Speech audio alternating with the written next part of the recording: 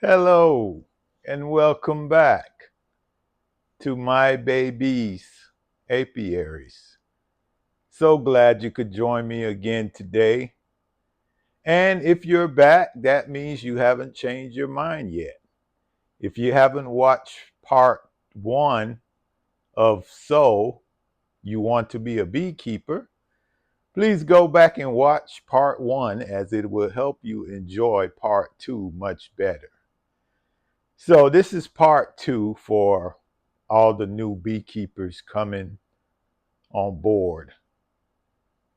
And we're located in West Palm Beach, Florida. So if you're up north, you might get something out of this video. So today what we're going to talk about is part two. The first part we talked about becoming a beekeeper, the things that you need, some warnings, some tips I shared about being a beekeeper. And one of those tips, I'm going to say it a lot, is beekeeping is not cheap. All the items that you need, they cost money. And before you get $3,000 in or whatever the cost might be, and then you change your mind, that would be so sad. So that's why I took the time out to make these videos, to go through a lot of the things that are involved. So today what we'll be talking about is PPE, personal protection equipment. So I'm trying to keep you from having to buy a whole lot of bee suits like I did. It took me a while to realize that the vented bee suit was what I wanted, and it keeps you much cooler on those hot, muggy days in South Florida. And that's where we're at. You know, people think Florida is cold, but it's not. Florida is a peninsula, and there are three sections to Florida. You have North Florida, which is close to Georgia.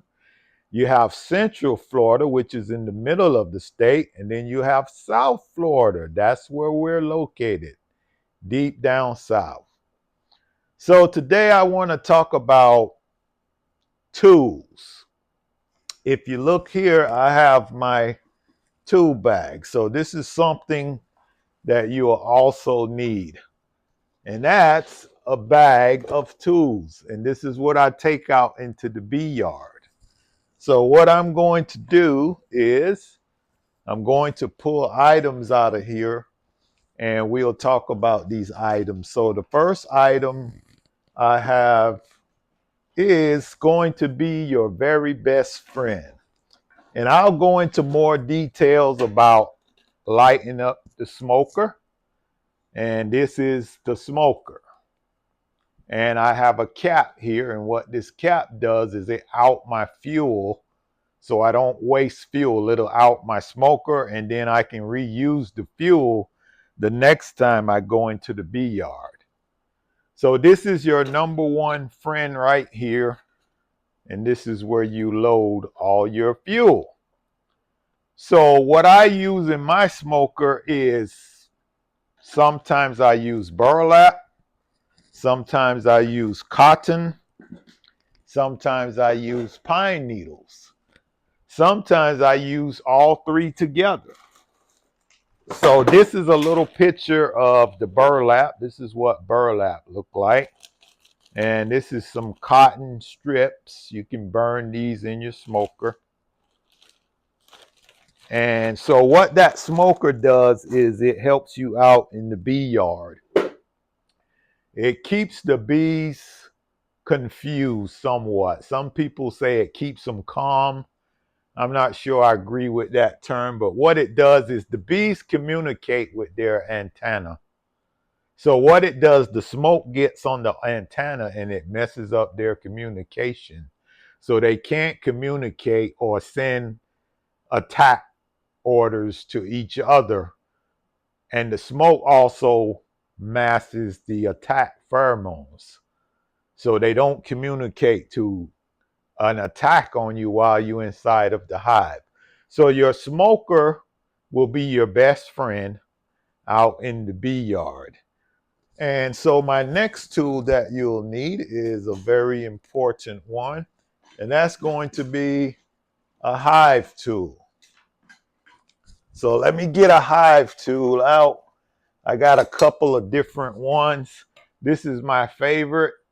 This is called the J hook, and this will get you in the hive, get your boxes separated. I got a little tiny one here.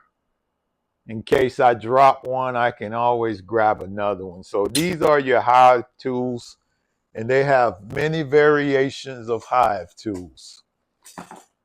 And the next thing that you're going to need is a frame holder. You can use your hands, but this makes it much simple to grab your frames out of the box, pick them up after you use your hive tool to separate them.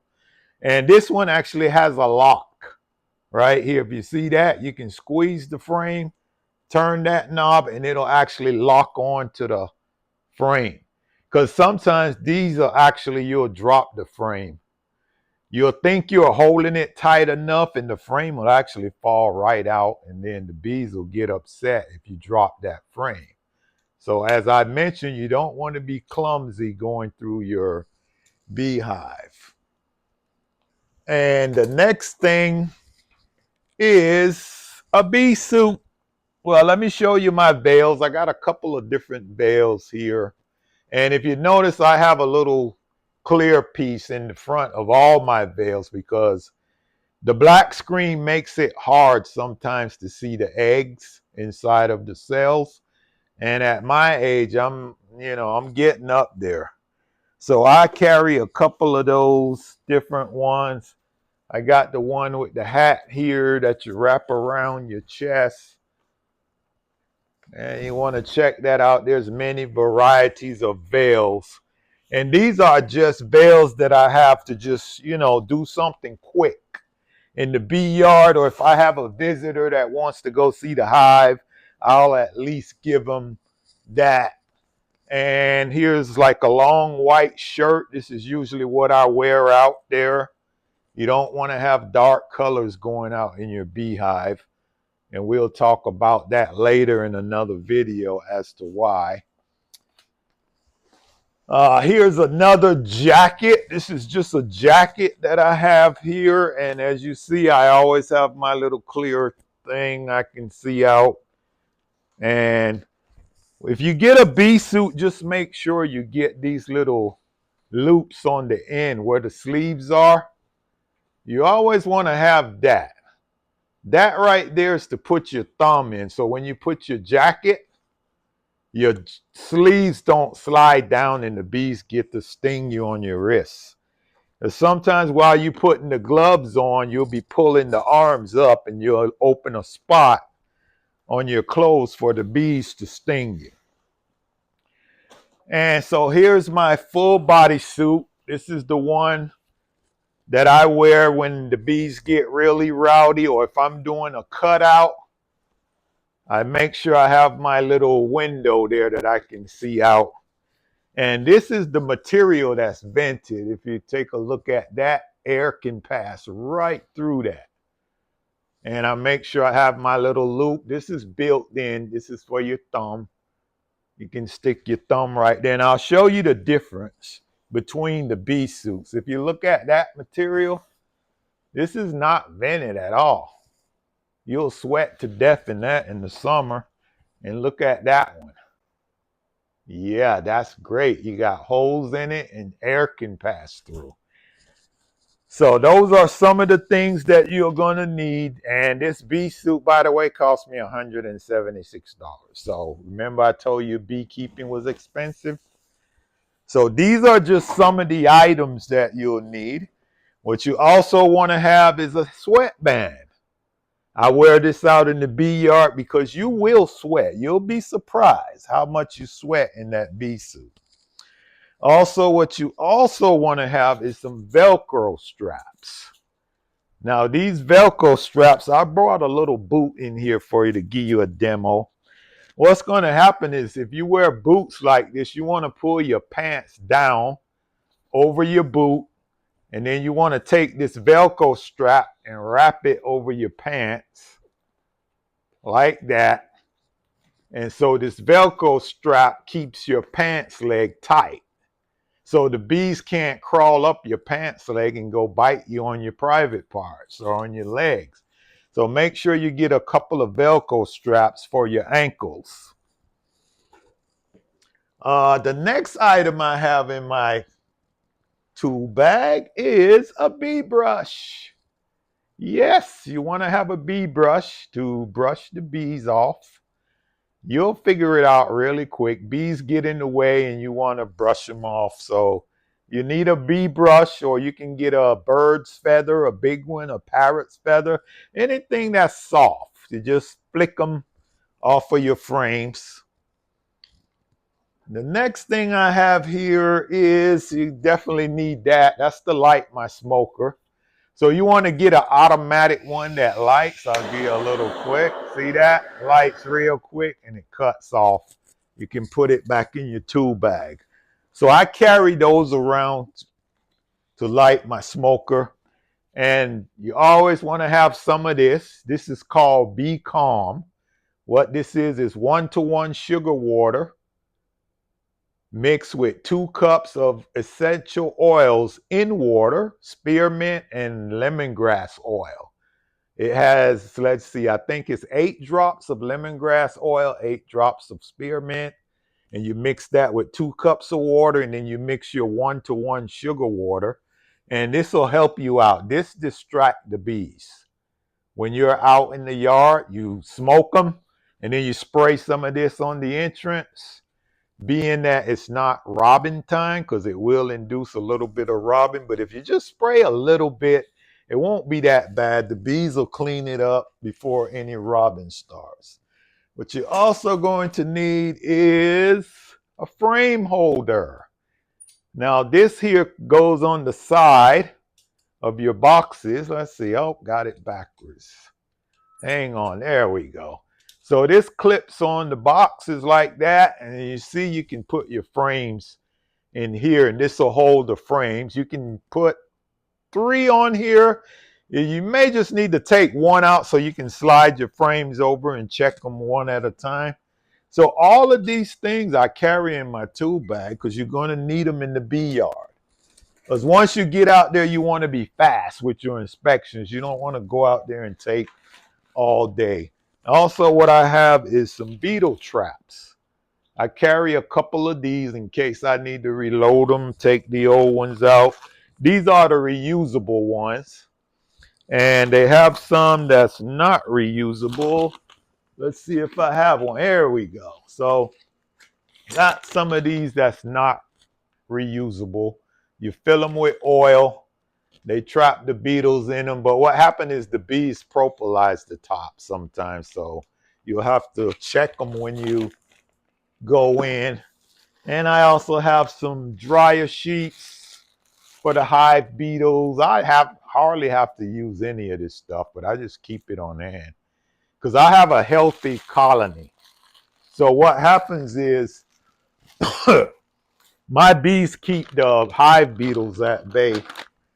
And the next thing I carry is my beetle gun. Yeah, this is what I use to get the beetles off of the frame. Like if I get a hive that's weak and I see too many beetles and, you know, they stressing the bees out, chasing them across the frames, I'll turn this on and help the bees out. And I always carry a little bit of olive oil for my beetle traps. I use olive oil because it's less toxic on the bees. So if you spill a little bit, you know, it's not that toxic to the bees. I got a little bug in here. It's not that toxic to the bees. And let's see what else we have. Last but not least, I have a queen holder. I always carry my queen holder in case I want to capture my queen to put her to the side if I'm doing a mite inspection. I'll capture my queen so she don't go into the mite wash, put her in there. And then last but not least, I have my frame divider. You might not be ready for this. This is when you're doing honey in your supers and you want to take your box and make it into a 9-frame box. You take a 10-frame box and you want to make it into 9 frames. So you take one of the frames out and you would use this to separate the 9 and make it equal space.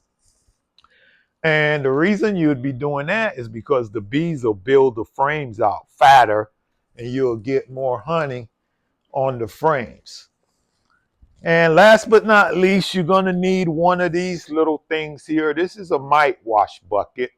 And this is what you'll do. Your mite wash to check with mites. You fill this little cup here up with bees and you dump them in the alcohol and swish them around. And then you look at the bottom and you'll see how many mites come off. And then there's a percentage chart that you use for 300 bees, 100 bees. And I also have a pair of these. These are extra protections for your wrists. I bought these for my wife actually because she always gets stings on the wrist. So when she put her gloves on, you just pull these over as an extra protection for your wrists. Or if you want to use them on your ankles to cover your ankles up, if your shorts, well, not shorts, if your jeans or your pants don't reach down to your boots, then you can use that. So these are some of the items that you'll need. And I hope that you're still on board with me. And this beekeeping adventure can be very rewarding if you do it the proper way and don't take shortcuts. And one other thing I forgot to mention in the first video is that you need to register with the state. You want to be legal. You definitely want to be legal. You want to do it illegal. Because if your neighbor calls on you and, hey, you got bees in the state, come out and you don't have a certificate, not sure what the fine is, if they'll just make you get one or, you can get in trouble. And another thing that you also need to carry for legal purposes is an EpiPen. I actually have 2 of them in my drawer. I don't have one over here, but you always want to have an EpiPen just in case a visitor comes over, the neighbor, somebody gets stung by your bees that are allergic to them. Always have an EpiPen ready to help out because that's part of your duty as a responsible beekeeper. So now, you still want to be a beekeeper? Let me know. I hope that this video has been helpful to you. If you found this information helpful to you, please press the like button, hit the subscribe button, the notification button. So every time I bring out a video, you'll get this informative information. And as I said, once again, we're trying to get the West Palm Beach area covered, the South Florida. There's not much guys on there that's doing educational videos. So thank you for joining me again, and we'll catch you up at the next one. And what I'll do at the end of this video, I'll give you a little tour of my apiary, and we'll talk about that next time. Take care. God bless you. Okay. I'm over in the apiary out in the backyard. Just wanted to give you a little shot. And that is not sugar water that's in the front of my hive. That is actually water. And this is my second dim array that I have set up. And we'll be harvesting some honey out of that in a couple of weeks. I'm just going to give you a shot of the apiary from the outdoor, a little teaser of what you'll be getting into. And right over here, I have a little mini nuke right there. So let's stroll on over to my main area, which is over here. And as you can see, I have 3 other hives and another dim array over here. And this is where I come through the back to inspect my hives. You don't want to stand in front of your hives when you inspect them. So I'll just give you a little shot of the hives. See, and you can tell by the activity what's going on there. That first hive right there, they're being treated with Life VAR. So that thing is strong and they're hanging out the door. You'll notice that the entrance reducer is off. And on the one down in the corner with the dim array, you'll notice that the entrance reducer is off too. The one in the middle, I have the entrance reducer on because they regressed on me at the beginning of the year and they're just building back up. So that's why the entrance reducers and the different colors and the sun visors, that's for the queens. So the queen will know which hive she actually came out, and when she come back from getting mated, she doesn't go in the wrong hive. So there's a little shot of my apiary. I hope you enjoyed it. I'll catch you on the next video. Peace, love, and happiness. Have a great day, everybody. Enjoyed beekeeping in South Florida.